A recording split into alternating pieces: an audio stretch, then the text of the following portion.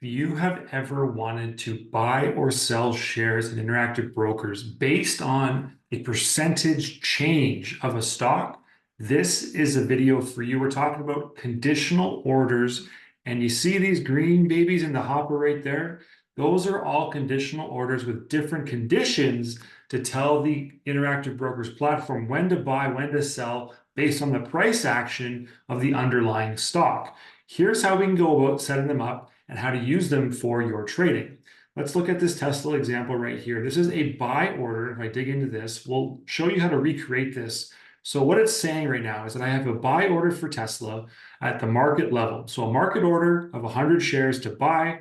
My condition under this conditional tab is if the percentage change of Tesla is greater than or equal to 1%. So if it goes up by 1%, let's example here is like there's a bullish kind of move for Tesla. If it goes up by 1%, this order will trigger and I will buy 100 shares at the market value at that time. So looking at how Tesla has moved today, it is right here up 0.28%. So if that crosses 1%, boom, we're going to fill that order for the market order to buy. That is a pretty straightforward way to do that. To create this ticket, I'm going to close this off right there and show you how to recreate it yourself. You would just need to go right-click on the stock you wanted to own and go down to trade and go to order ticket. This is going to pop up a specialized kind of ticket area that's only available on TWS and potentially the online platform. It's definitely not there for Interactive Brokers mobile app users. You go through here, go buy or sell. In this case, we want to buy Tesla, right? We want a quantity of 100. We can do limit order, stop, whatever you want. But let's just do market order, make it the exact same as the example I just showed you. And then make sure your contract is either day if you want to just be good for a day or good till canceled. And then you can go ahead and just put that in and go to the conditional tab. If you don't see this conditional tab right here, just use this little arrow button at the right side to pan over and open up all these little tabs at the top. Go into conditional, and this is where we can activate the conditions like percentage change, and there's a whole bunch of different ones we're going to get into in a sec. But if you click this add button right here, you can see these conditions pop up: price, margin, volume, percentage change, all these different things. And the big one right now we want to look at is percentage change. Okay, so if you click there and then click next, what you're doing is now underlying stock of Tesla. Make sure you click stock. And you want to make sure you have the right operator here, greater than or equal to or less than equal to. Don't get those confused. So greater than and equal to 1%. And click finish. So we have a condition now that the percentage change of Tesla has to be greater than or equal to 1%. So 1.5, 2, 3, whatever. If it goes up and like really quickly, it would trigger this and there'd be a market order placed. If you click transmit, it's going to put it in the hopper. If you click preview, it's going to show you what you're going to do, which is a good kind of check, I think, for most people, is to do the preview, the buy, 100 shares, market, in force per day. There's your condition listed right there, okay? The capital requirements, current, post-trade, all that stuff. You can transmit it there, or you can go back here and click this blue transmit button right there. You can also check this little box right here to allow it to be filled and conditions to be met outside of regular trading hours, remembering that volatility and stock price movements are a little bit kind of bouncier outside of regular trading hours because there's not as much volume. So if you're going to click that on, just understand what you're getting yourself into and definitely go through the motions on this and paper trade it first, like I'm doing, to make sure it gets in the hopper correctly and it is done properly. I've made a couple mistakes just working through this and not having the symbols in here entered properly. You can always go back in and change it if you want to, flip them around, but make sure you get this kind of laid out the way you want it to, and then go ahead and put transmit. Doing that gets it in the hopper right there. We can see our Tesla trade is right there. And again, we can double click in here and go back in, and we can actually, you can go back in and edit your trade and just change this around if you want to, update it to 2. You can finish that and update it to 2 now. There potentially is the ability to add and delete. I'm not sure why this isn't working for me right now, but you can go in and kind of change this around. Or if you wanted to stop the order or cancel the order, you can do that in here as well. I'm just going to update this one and changing it from 1% to 2% by clicking transmit. Okay. Now, let's look at it from a selling perspective. I know a lot of people want to know how to sell shares of stock based on a certain percentage change or a movement in a stock price. They don't want to do it based on just the stock itself. They want a percentage of the stock movement. So with Amazon here, I've got a conditional order to sell 100 shares. We have sell up here, and 100 shares at market order. The condition in here is the percentage change of Amazon stock on the smart network there is greater than or equal to 1%. That will then activate and kick off and sell 100 shares of Amazon for me when the market or when that stock goes down by 1%. This one, it was a little bit tricky for me to understand and set up. As you can see here in the hopper, I had 1, 2, 3, 4, 5 different kind of ways going through it and try to get this one right. Actually 1, 2, 3 here, and it wasn't working for me, but I found this trigger here is the way to get it done. So far, I'm going to continue to monitor this and provide an updated video of when this actually sells.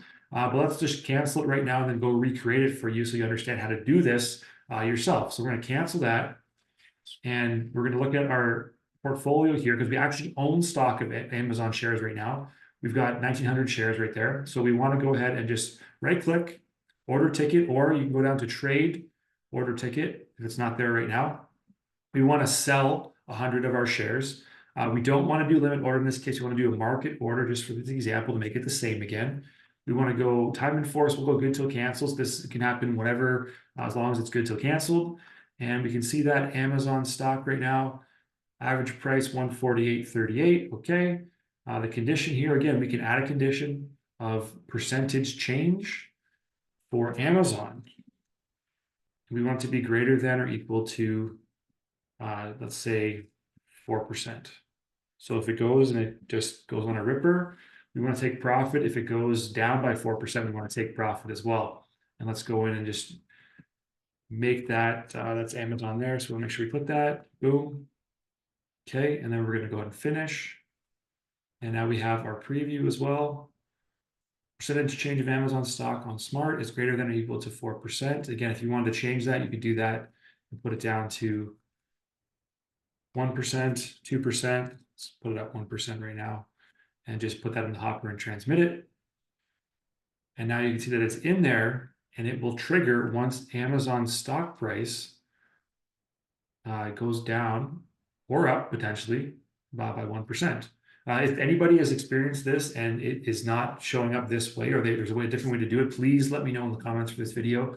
I would love to get some more insight on this. This is kind of, I've been going through the conditional orders, but it's a little bit tricky to kind of understand. There's not a lot out there on selling. So I'm working through this as we go here, trying to give you the best data that I can. But if there's a better way to do this, please let me know. And I'd be happy to make this follow-up video just based on kind of some new data that comes through from you guys. So last one here, I'm going to show you, and then we'll get through this one for options, is Riot. And right now in my account, I've got a call option that I purchased for Riot. It's got about 30-ish days till expiration there.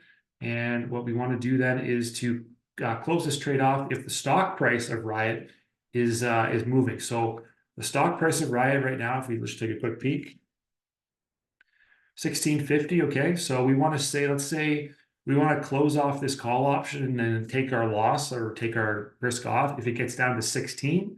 So what we want to do then is in here, like I said, we've got a sell order for one of these call options that we have in our account, right? And we want to have the condition to sell based on the last price of Riot being less than or equal to 16. So what we want to do, how to set this up, again, very simply, we can just cancel this and we'll reset it up.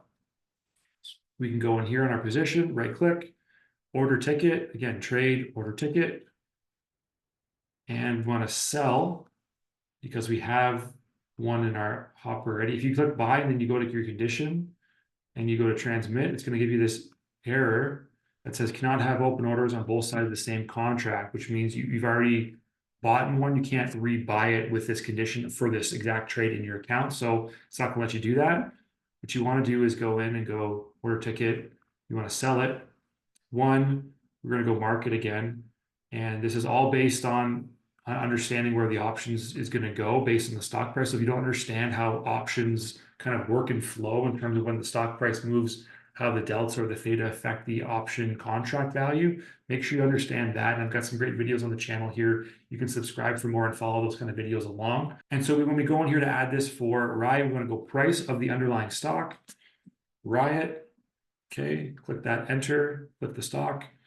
We want the last price of Riot to be less than or equal to, we said 16. It's currently at 1650, so 1600. Finish that.